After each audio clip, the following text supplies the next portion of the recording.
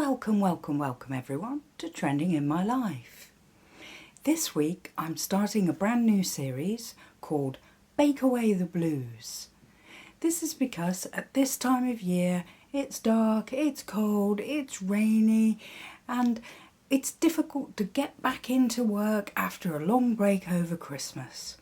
We all need a bit of cheering up, and for me, the way I cheer myself up is to come home from work and bake away the blues. I start cooking in the kitchen, and before I know it, I've completely forgotten about all the stresses and worries of work. So join me and let's bake away some blues tonight. We've got some flour, butter, eggs, and for flavouring I've got some walnut halves and some cranberries. So let's bake some cookies. First of all, I'm going to use 1/4 cup of butter. Right, so I'm going to do 2 tablespoons of maple syrup.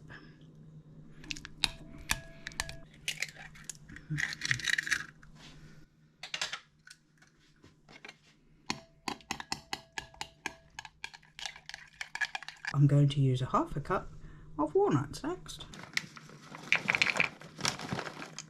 Now what I'm going to do is just break them up a little bit and drop them in. I am just making this recipe up as I go along.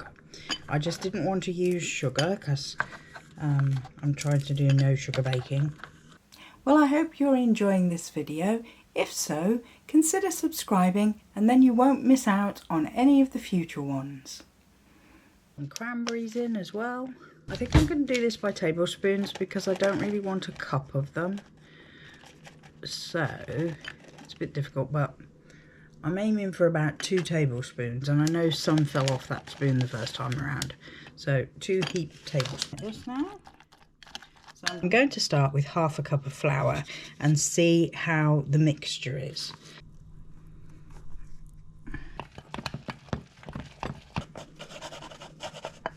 I can tell straight away that's beginning to thicken more.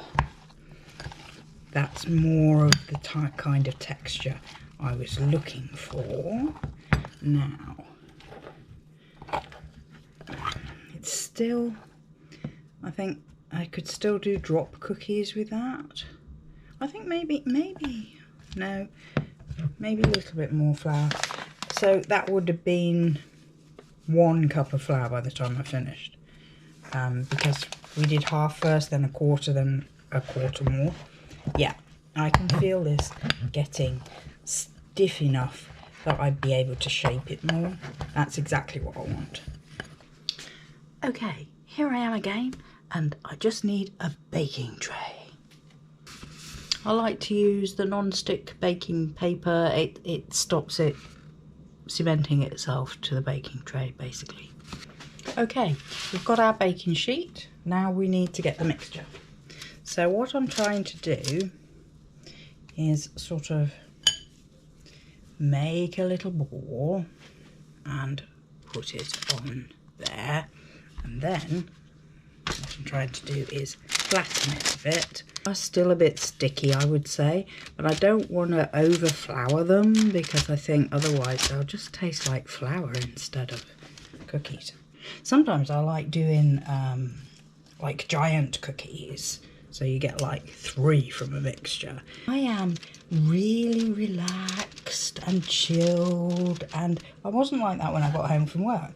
And that's what I love about cooking, because when it's like you get home and you're stressed out about stuff and work and whatever, and then you do some baking and it just disappears, all that stress and bother, and it just goes because you're absorbed in the cooking process, and it's wonderful to bake away the blues.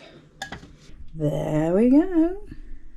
There we go, into the oven, and I am going to cook them on 200 and just get them out when they're brown. They don't look like your traditional cookies. They're not round, they're not flat. They're bumpy and unique and unusual type cookies. At least that's how I'm thinking of them. But I loved the process. I thoroughly enjoyed the process. So if nothing else, I am completely chilled now, which is wonderful. Baking away the blues. Okay, so that's what they look like inside. There's definitely a bit of crunch to the outside, and of course you can tell that they're no sugar, but there is a sweetness to them, definitely. If you are used to eating things with sugar, then you'll probably go blah, but I try and avoid it, so these are really quite nice to me. Every single bite has either a cranberry or a walnut in, and when you get a cranberry, you can taste the sweetness of the cranberries. You can taste the sweetness of the cranberries as well as the faintest hint of maple syrup. So yeah, a couple of those are going in my lunchbox tomorrow for work. I know it's really difficult early in the mornings when you're off to work and you have to scrape the ice off your windscreen, warm up the engine, or sit inside with the heater on till you feel a little bit warmer. You might wheel your bicycle out of the garage and think, oh no, not today, too icy, and put it back and start trudging towards the bus. There's lots of different ways in which your journey can be disruptive because of the weather. But never mind, we can find a bright side. We can come home and bake away the blues. So next, a savoury recipe. Join me and see how that goes. We're going to do some sausage rolls with red currant jelly. They might not be rolls, they might be turnovers. I'm not quite sure what shape they're going to be yet, but stick with me and we'll find out. A little bit of olive oil in the pan, and then I'll put the sausages in. Excuse the sizzling. Now these would cook in the oven in the pastry, but I do want to give them a little bit of a browning before they go in there. I only gave them the merest browning because they're still not cooked inside. And what I'm doing is I'm cutting them in half and then splitting them down here. There we go. Not cutting it all the way through, because the idea, like this one, is that I can then put some of this red currant jelly down the middle before I put it in the pastry.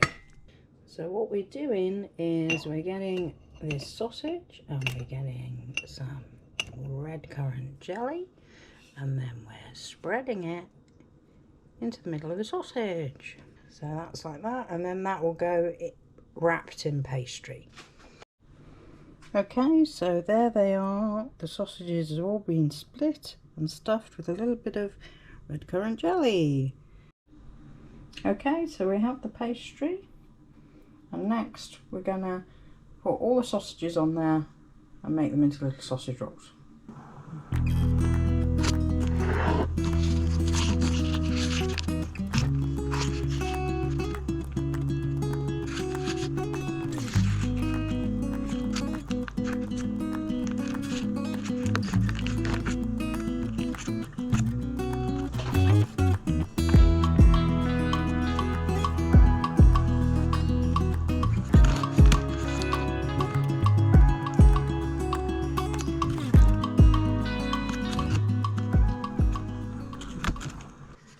Never done this before, this is new, so I didn't see it anywhere, I just made it up. They're less like sausage rolls and more like little pasties. But that's just how they turned out. Gives them a nice shape when you do this, when you put some little marks all the way around the side. It just makes them look finished off. So usual routine.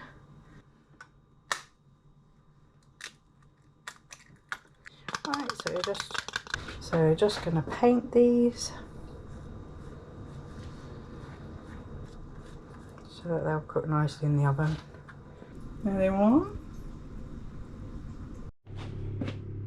I decided to put them on 2 trays because I felt they were too squashed together and I didn't want them all sort of joining up in one big sausage roll. So I'm doing them in the oven like that.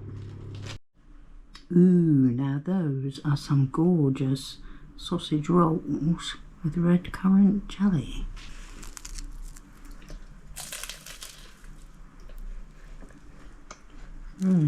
Well, there you go. That's all for the video this week. Hope you enjoyed watching me bake away the blues. This is the start of a series that's going to go on throughout January. Some of those dark, cold months when you need cheering up with baking away the blues. Please like, comment, subscribe, share with a friend, and come back next time. Bye for now.